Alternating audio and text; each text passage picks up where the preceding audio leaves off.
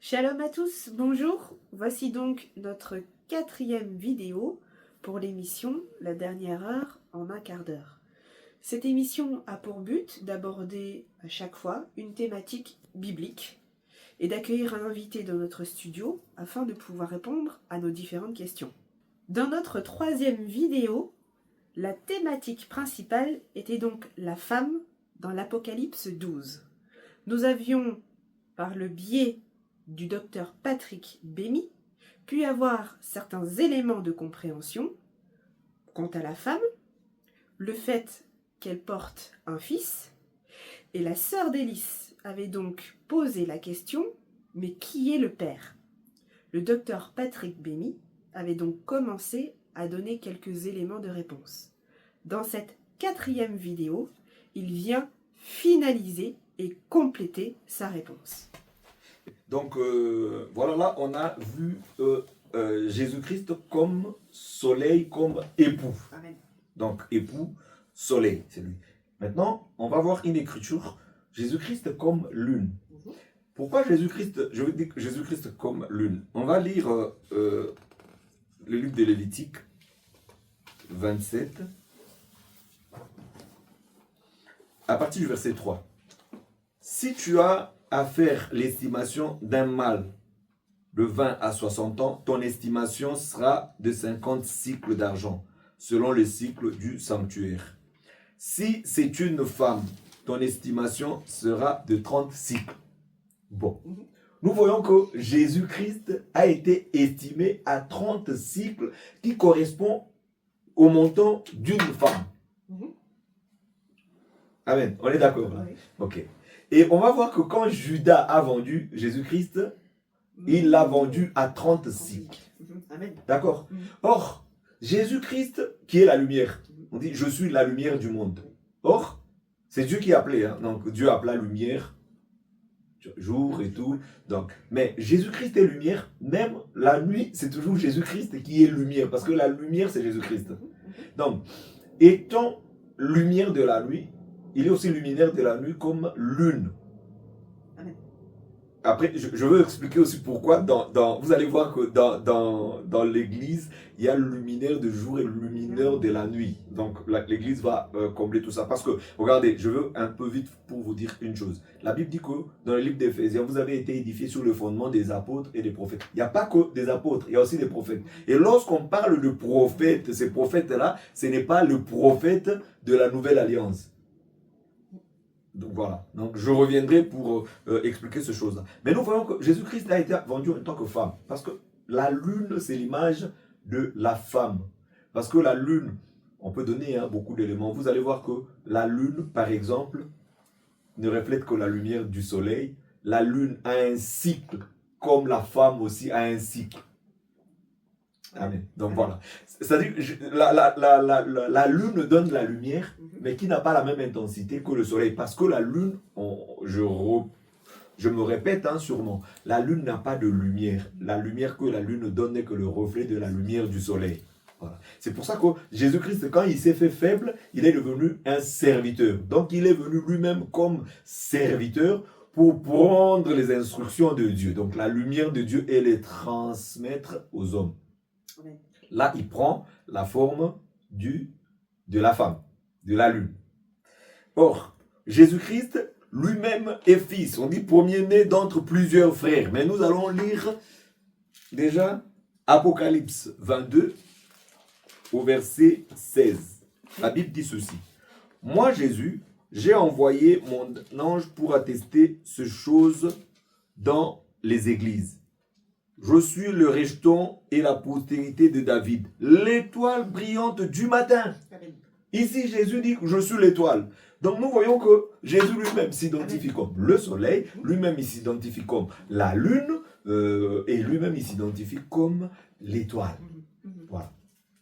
Je ne sais pas si j'ai répondu à ta question, ma soeur Délice. Sœur Délice, nous avions donc une dernière question à poser pour pouvoir bien comprendre l'ensemble de ces versets. Donc la femme, en fait, elle-même a une caractéristique très particulière, c'est le fait qu'elle soit enceinte. On voulait donc comprendre plus précisément le sens et avoir quelques éléments de langage, s'il vous plaît, docteur. D'accord. Là, c'est une très très bonne question, mais qui demande beaucoup d'écriture. Regardez, justement, ça part de la promesse. Ça part de la promesse. On va prendre le livre d'Exode. On va prendre le livre d'Exode 23 au verset 26. C'est là où aussi vous allez comprendre. Je répondrai peut-être à une autre question ou je réponds déjà à une préoccupation. On dit, il n'y aura dans ton pays ni femme qui avorte, ni femme stérile. Je remplirai le nombre de tes jours. Donc, quand Israël allait rentrer dans la terre promise, on lui a dit que à ce moment-là, il n'y aura ni femme stérile, ni femme qui avorte. Et c'est une promesse que normalement on aurait dû voir en Israël. Or, si tu pars en Israël aujourd'hui, tu vas voir qu'il y a des femmes qui avortent, il y a des femmes stériles. Et leurs jours ne sont pas prolongés. Là, je reviendrai sur le jour, la prolongation de jours en soi, c'est l'éternité. C'est pour ça que je veux dire, en réalité, cette femme-là du verset Apocalypse 12, du premier verset au 5e verset, c'est pas Israël. D'autant plus que en Israël, si on part aujourd'hui, on trouvera encore des stériles. En Israël, si on part aujourd'hui, on trouvera encore des femmes qui avortent. Par contre, lorsqu'on va prendre l'église qui aura cet enfant dans son ventre, qui sera enceinte. D'ailleurs, là, on va aussi repartir sur le livre d'Ésaïe 55 où Dieu dit « Ainsi en est-il de ma parole qui sort de ma bouche et ne revient jamais vers moi sans avoir accompli ma volonté. » Et on va le lire, hein. On va le lire pour être beaucoup plus précis. Le livre d'Ésaïe 55, à partir du verset 10, la Bible dit ceci. « Comme la neige, comme la pluie et la neige descendent des cieux, et ne retourne pas sans avoir arrosé, fécondé la terre. » Voyez? Donc, arroser et féconder la terre. Et fait germer des plantes sans avoir donné de la semence aux semeurs. Donc, nous voyons que la parole, enfin, je continue d'abord, et du pain à celui qui mange. Ainsi en est-il de ma parole qui sort de ma bouche. Elle ne retourne point à moi sans effet, sans avoir exécuté ma volonté et accompli mes desseins. Donc, on décrit la parole ici comme une semence. Donc ça, c'est aussi la base de cette prophétie, parce que Dieu nous donne sa parole comme une semence. Mais Israël, si elle est enceinte, c'est enceinte avec quelle semence? Oui. Est-ce que tu vois un peu? Donc, alors qu'Israël, on comprendra, je vais donner par contre des écritures par rapport à Israël, pourquoi elle est stérile, je donnerai les écritures. Mais ici, je veux simplement parler de la femme, pourquoi la semence, hein, pourquoi elle est enceinte. Elle est enceinte parce qu'elle reçoit la semence et qu'elle a reçu la promesse de ne pas être stérile, ni d'avoir des avortements. D'accord? Et je vous redonne une autre écriture, d'ailleurs, relatif à la vie, c'est dans le livre de 1 Jean 5. Je ne sais pas si je ne l'ai pas donné déjà la fois passée. 1 Jean 5, au verset 12. La Bible dit, celui qui a le Fils a la vie. Celui qui n'a pas le Fils de Dieu n'a pas la vie. Donc, pour que la vie nous soit donnée, il faut avoir le Fils. Et je peux même donner une autre écriture, comme on marche avec les écritures, dans 1 Timothée,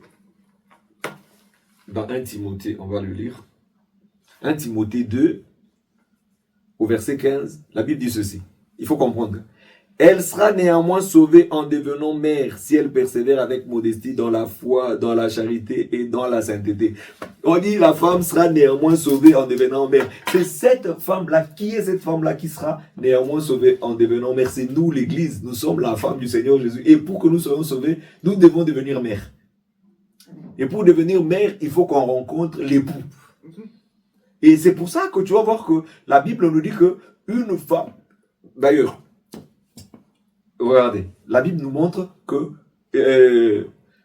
Jairus, qui avait sa fille qui a été malade de 12 ans, il vient solliciter le Seigneur Jésus-Christ pour que le Seigneur puisse aller prier pour sa fille.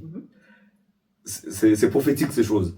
Quand Jésus partait, il a été interrompu par une femme qui avait l'écoulement de sang pendant 12 ans. Cela veut dire que quand l'écoulement du sang de cette femme a débuté, cet enfant-là est né.